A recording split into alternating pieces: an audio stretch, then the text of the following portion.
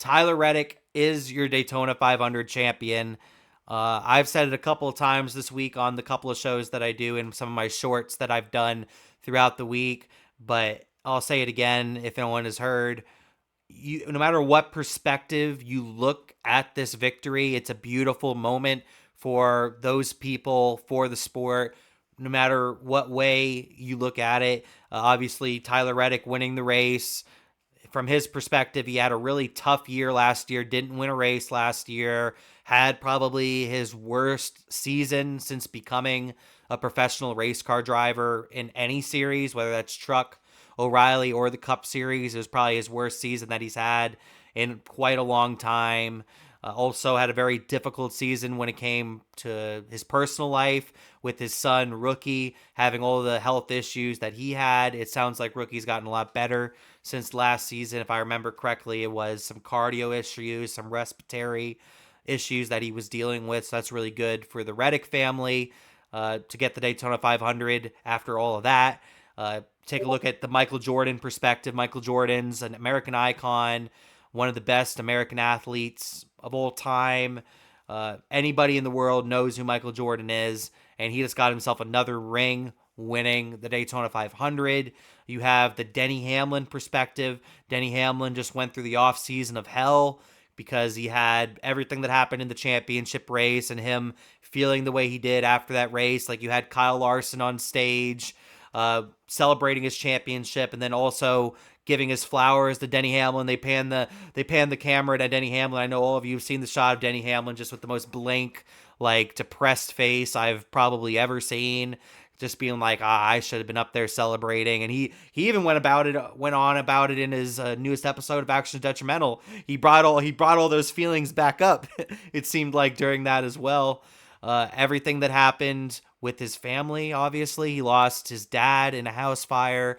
His mom, Mary Lou, was luckily at the racetrack this past weekend, but she had very bad injuries. And then, of course, the court case. You had the 2311 Front Row Motorsports court case with NASCAR that ended up being successful, but that was an extremely stressful time in Denny Hamlin's life. At that point, he probably didn't know if he was going to own a race team in NASCAR anymore. He didn't know what his future was in the sport.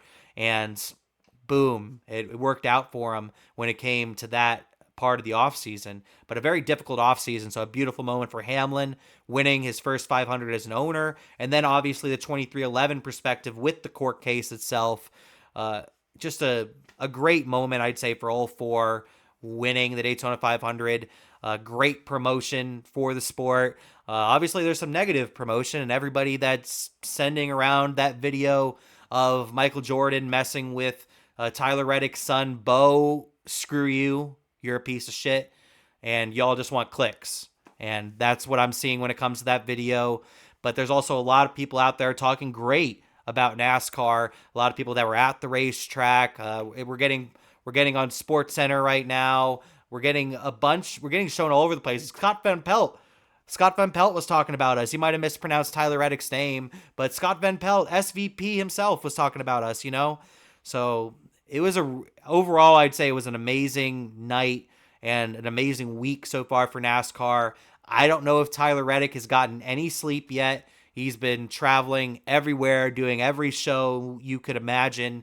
If Pat McAfee was going on right now, I'd expect him to even hop on that because he's been on like every freaking show right now, I would say.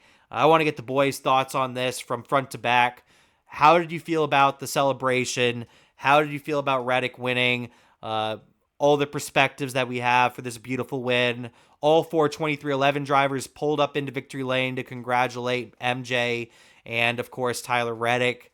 How do we feel about it all? I'll start with you, Cory. How did we feel about Tyler Reddick is now your Daytona 500 champion? He doesn't want to be called Daytona 500 winner. Daytona 500 champion. He's earned the right. I think this is the perfect start that NASCAR needed to this season, to be honest. And with the lawsuits, with all the loss, with how dark and honestly it felt like forever this offseason went. Like it was the perfect start. And honestly, especially for Denny, I think for Denny the most, like Hopefully, this was a good band-aid to everything that's happened to him in his life for the past few months. And then even with Tyler Reddick didn't win at all last year. And I remember the first thing he said to Denny, I think when he was driving down pit road, was just, not winning last year sucked. This kind of helps. And from the 2311 perspective, from the NASCAR perspective, and then you throw in Michael Jordan, and it's just like almost like a storybook ending to like a perfect beginning, right? Like with this being the first race of the year and all of those negative, sad stories happening, and you know, and just even with Tyler Reddick's not winning at all last year, all of that got resolved week one. And you're seeing Michael Jordan celebrating, Denny Hamlin celebrating, Tyler Reddick celebrating, the whole sports community go, dude, Michael Jordan just won the Daytona 500 as a team owner. Like you're getting the whole world to forget about what just happened this last few months in the lawsuit and everything.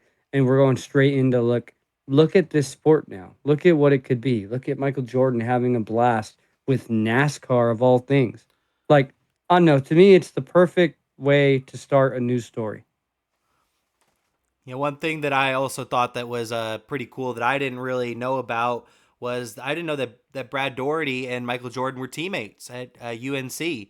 So those two were teammates at UNC for the Tar Heels, and they both went on to be Daytona 500 champions as owners in the Cup Series, which is insane. That is insane to me. Those are the most North Carolinians in the history of the Carolinas. Like that's crazy. That's a crazy stat. That's a crazy stat to me. But just a beautiful moment, I'd say, for our sport, having Reddick win everything that happened with him, and then Michael Jordan winning the Daytona 500 has put us on everything. In every show, we're getting talked about, not just in America. We're getting talked about all around the world right now because of what happened in Daytona. Tyler, how did you feel about Reddick winning the Daytona 500? What does it mean for the sport? How did you feel about the celebration and all of that? It was 100% needed for a 2311 car to park their vehicle in victory lane at the Daytona 500. There's no other way around it. Nailed it on the head. This summer was a dark summer for NASCAR. It was a dark summer for Jordan. It was a dark summer for the entire team.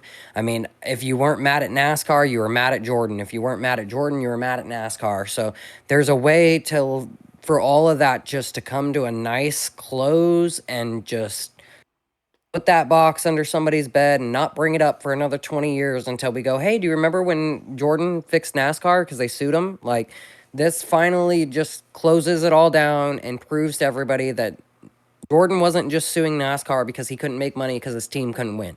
His team can 100% win and park it in victory lane on the biggest race of the year with no problem, right? The point of the whole lawsuit and the point of everything else was to make everything fair. And they did that. They pulled everything off and they went and they started the year off with the biggest win of the year. And you can't do anything more than be absolutely excited and proud for the way that the NASCAR is going now. I mean, it's 100% thanks to Jordan and 2311 for the fact that we are getting any type of NASCAR change at all. Feel like we would be stuck screaming the same things we were last year if it wasn't for the lawsuit and everything that just happened. So it is a 100% deserving win. We all know they didn't give it to him on purpose. That is not what NASCAR wanted. NASCAR had their chance on Sunday to pull that yellow flag out and take exactly what they wanted to do and give that win to Chase Elliott, and they didn't do that. Instead, the one person that they didn't want to park in victory lane did, and that's what matters. Yeah, and another beautiful moment that I forgot to even mention there was Jim France, and they showed it on TV. Jim France actually walked his ass down into victory lane with a big smile on his She never face, does. which he never does. He never does that. He never walks into victory lane after a race, and he usually doesn't have a big smile on his face. And he walked into victory lane with a big smile on his face and looked Michael Jordan in the eyes and shook his hand and congratulated him on winning the Daytona 500. And some people might not even know that it happened if they didn't show it on TV, if they didn't take pictures of it. And it was awesome. I thought that was an awesome moment. Another cool stat. Also, I don't know if either of you heard about this stat. Another cool stat that we got from the weekend is the Truck Series winner was Front Row Motorsports. The O'Reilly Series winner was Richard Childress. The Cup Series winner was 2311. The three big components of the NASCAR court case all won in Daytona. A very, very cool, interesting stat. And that's just how life goes sometimes. That's just how life works sometimes. But let me know your thoughts on Tyler Reddick, 2311 Racing, Denny Hamlin, and Michael Jordan, Jumpman, winning the Daytona 500.